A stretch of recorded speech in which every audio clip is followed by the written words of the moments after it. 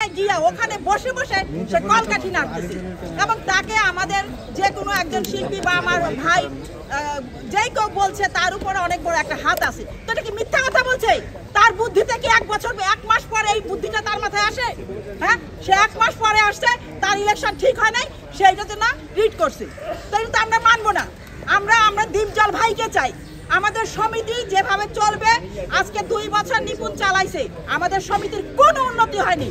সে promise করছিল 5টা 6টা ছবি বানিয়ে সমিতিতে দিবে আমাদের দোস্ত শিল্পীদের জন্য, জুনিয়র শিল্পীদের জন্য, তার একটিও সে বানায় নাই। সে একটা অভিযোগ আনেছে, টাকার অভিযোগ, শিল্পীদের সাধারণ শিল্পীদের টাকা দিয়ে ভোট কেনার অভিযোগ। না, এটা যদি সে বলে মিথ্যা কথা বলছে, কারণ তাহলে সেই এটা করছে, কারণ এটা আমরা তো পাইনি।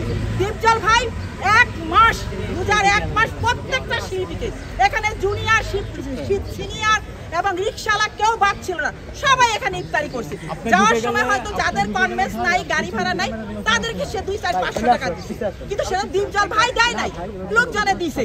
কিন্তু সেইটা যদি সে মনে করে টাকা দেওয়া হয়েছে, তাহলে তো সে আরো বেশি টাকা দিচ্ছে। তাহলে সে জানলো কেমন যে টাকা দিয়ে ভোট কিনা যায়? ফুলের মালা গলায় দেওয়ার পরে ওইটা আবার মাম রিড করা একটা ফলাফল মেনে ওই যে বললাম তাকে বুদ্ধি দেওয়া হয়েছে, কারণ সেইটা তো ছাড়বে না। এই গদি ছাড়া মানে কি তার সে জিরো হয়ে যাবে, সেই জন্য সে এইটাকেই আঁকড়ে ধরে বসে থাকবে। আর আমরাও এইটা চাই না। আমরা চাই আজ থেকে 20 বছর আগে, 30 বছর আগে আমাদের সমিতি হওয়ার পরে যেভাবে আমাদের সমিতি চলছে, সুষ্ঠুভাবে, পরিষ্কারভাবে, আমরা শিল্পী, সেও শিল্পী, আমরা সবাই একসাথে থাকবো। কিন্তু এইভাবে মারামারি ফাটাফাটি করে আমাদের সমিতি চলবে না। এতে কি হচ্ছে?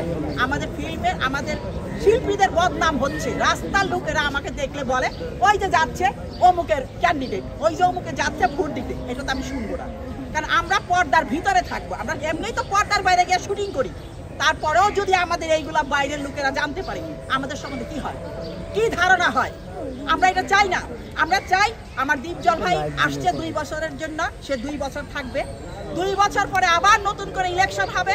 উনি যদি ভালো করে তাহলে উনি আবার আসবে, আর যদি উনি আবার তাদের মতো করে তাহলে আবার নতুন কেউ আসবে। কিন্তু এখন আমরা এটা মানবো না। এখন দীপজল ভাই থাকবে, মিশা সওদাগরই থাকবে। আর কোনো প্রশ্ন না, আর কোনো প্রশ্ন শেষ, আর কোনো প্রশ্ন না।